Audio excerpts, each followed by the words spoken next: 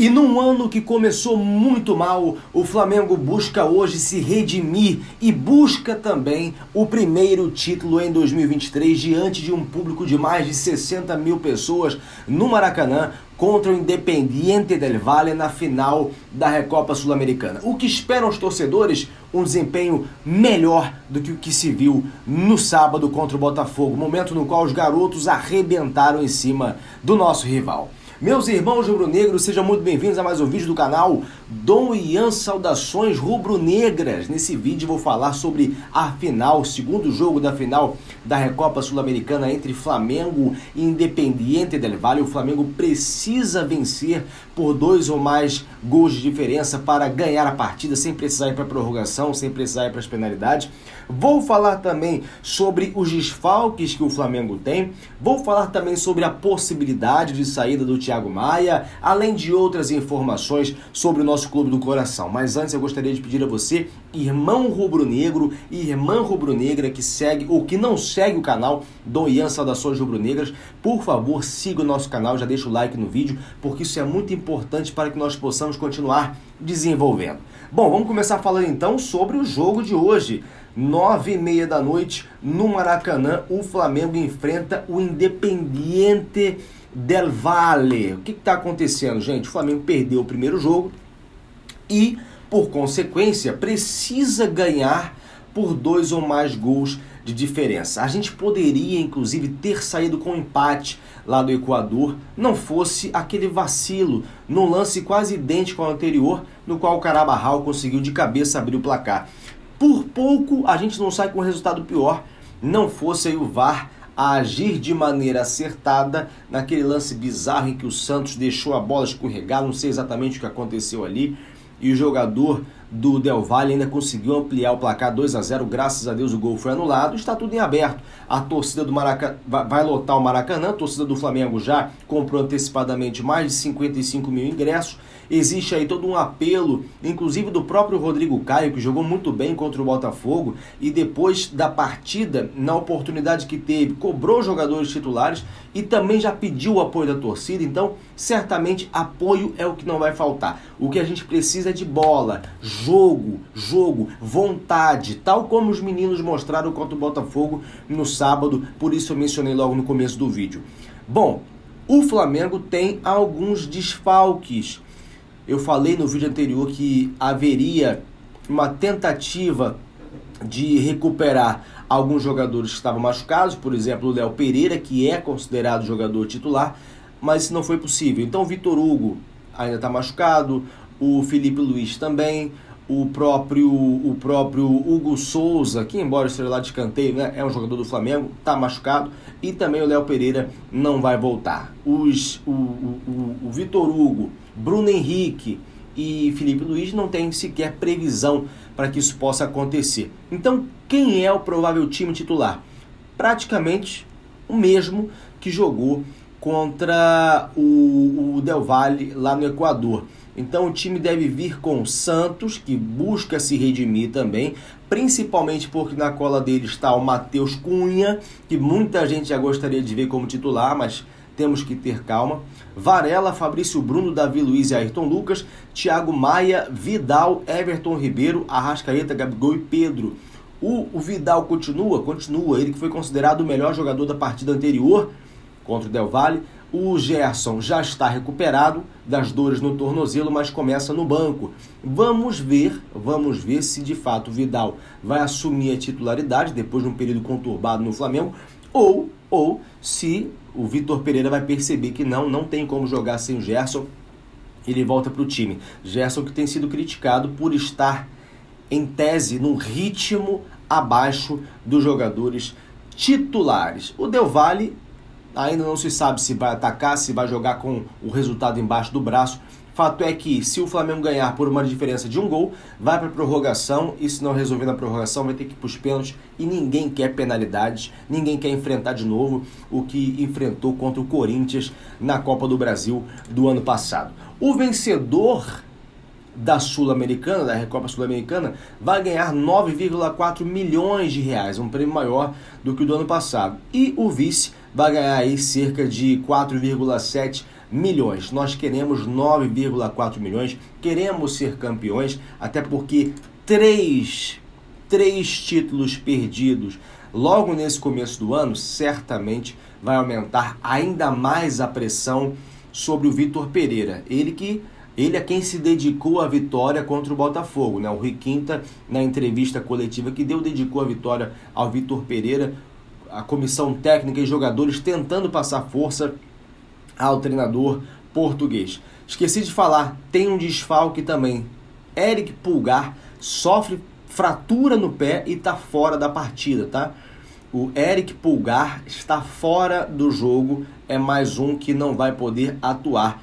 Ele que jogou inclusive no sábado contra o Botafogo, é o volante com mais características de marcação que o Flamengo tem, infelizmente se machucou. O Pedro, gente, que ficou alguns dias sem treinar até para poder se poupar, já que contra o próprio Del Valle ele saiu por problemas no adutor, ele volta também ao time titular, como eu falei para vocês. Bom, agora mudando de tema e passando a falar sobre uma possível saída do Thiago Maia do Flamengo. Existem informações que dão conta acerca de interesses de clubes árabes no futebol do nosso jogador do meio de campo. Chegaria aí proposta na casa dos 35 milhões de reais. Veja bem, quando eu digo isso, não significa que vai acontecer na prática. São informações que estão circulando e a gente aqui, como produz conteúdo sobre o Flamengo, precisa falar. Não venha depois me cobrar, que não aconteceu, que ninguém ofereceu proposta. O que eu quero dizer é o seguinte, muitas vezes existem interesses que na prática não se formalizam. Não formalizar determinada coisa não significa que não havia interesse. Por exemplo, você está casado com um rapaz, com uma moça. Vocês se gostam, mas às vezes não formalizam aquilo. Não tem casamento, não tem união estável, o que não significa dizer que os dois não se gostam. Mesma coisa aqui. Pode ser que exista sim o interesse, mas pode ser que o interesse não se formalize. Ou pode ser que se formalize também logo depois da Supercopa, que é o que se espera. É o que se espera, não por acaso essa informação está rolando por aí. Se o Flamengo vai deixar o jogador ir ou não, não se sabe.